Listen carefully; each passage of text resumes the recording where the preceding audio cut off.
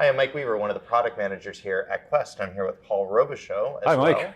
And we're going to talk about PST files in federal agencies. Man, PSTs are the gift that keeps giving because we've been talking about the reasons why PSTs are bad literally for 20 years. This conversation never goes away, but there's a different spin on it when you think specifically about federal government agencies. Why is that? It's really important, and there's actually a really good survey done by the National Archives and Records Administration and the federal agency's records management.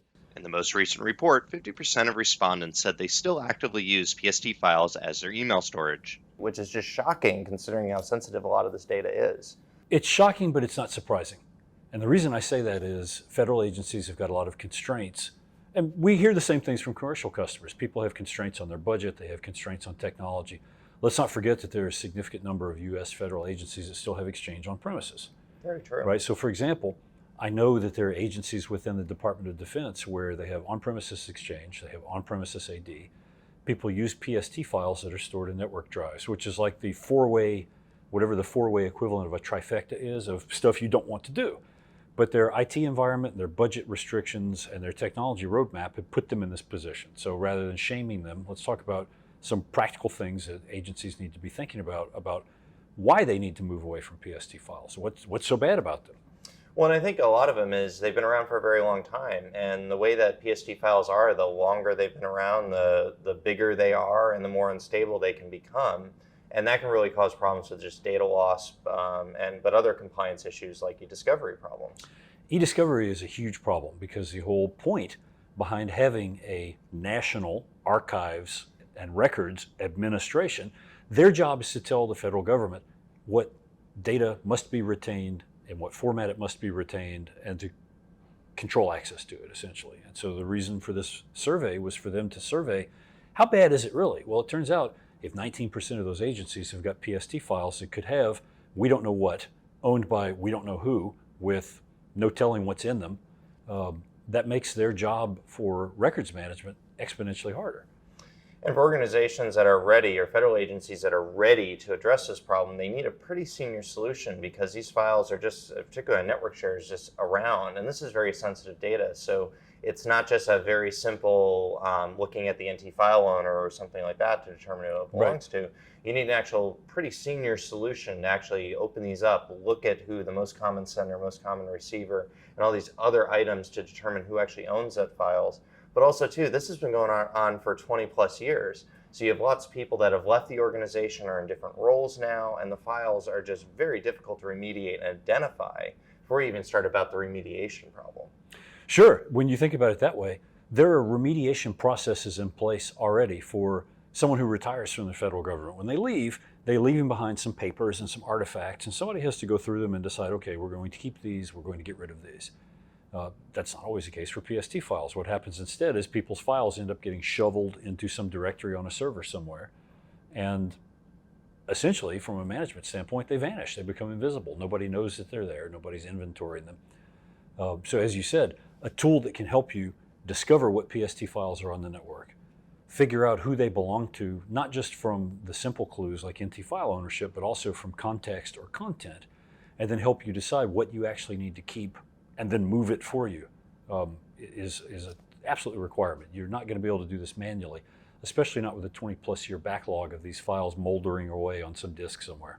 And when we talk about 20 years, it's also 20 years of habit. So people are very addicted to these files. It's how they've been operating for so long. This data is critical to their day-to-day work. Sure. So you need an automated system that allows users to keep read-only access to them, because even going a day or two, or sometimes if they're really large, a week or so without their data, that is a work stoppage moment for a lot of people, where especially the knowledge worker community, where email is their main working item.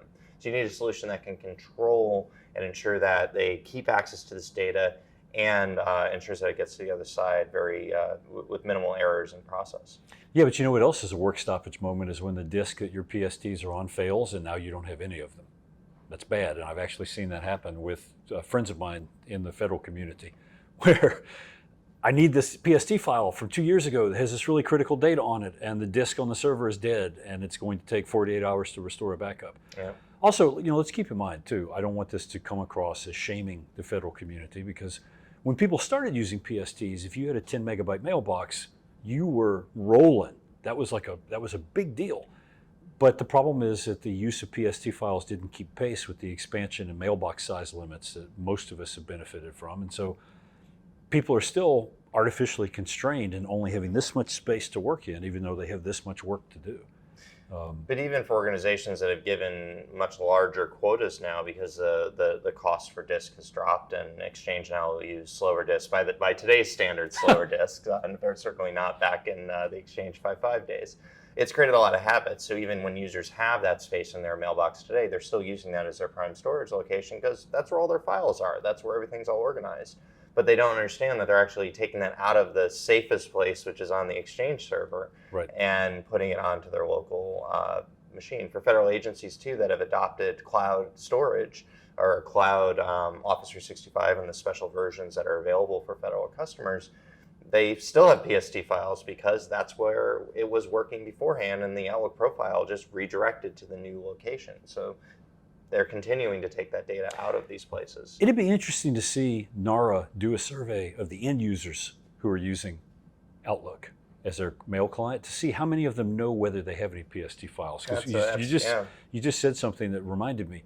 Outlook will automatically open your PST files for you, and I bet there are a lot of end users who are out there doing the government's work every day who don't know or care that they have PST files. They just know that they have a folder where they keep this work item or this data, and they notice it only when it isn't there. Yeah. Right? Absolutely. So if this is a problem that you have in your federal agency, we have a really good white paper on this, and it's linked below, and it's PST File Security Risks for Federal Agencies, and you can go ahead and download it today. Now, if you're not a federal agency, you might be wondering, number one, why did I watch this video? But number two, is this white paper still relevant? And the answer is yes, it is. Because although you may not have the National Archives and Records Administration watching you to make sure that you're compliant, you have a compliance team that is, and you have the potential for legal discovery demands to come back to you later. So although you may not have the same exact set of oversight responsibilities that a federal agency would, if you have PST files, you still need to do something about them, and we can help. And there's also a regulatory body nearby that you probably fall under as well. That's true. As a matter of fact, they're probably outside right now. So don't delay. Read the white paper.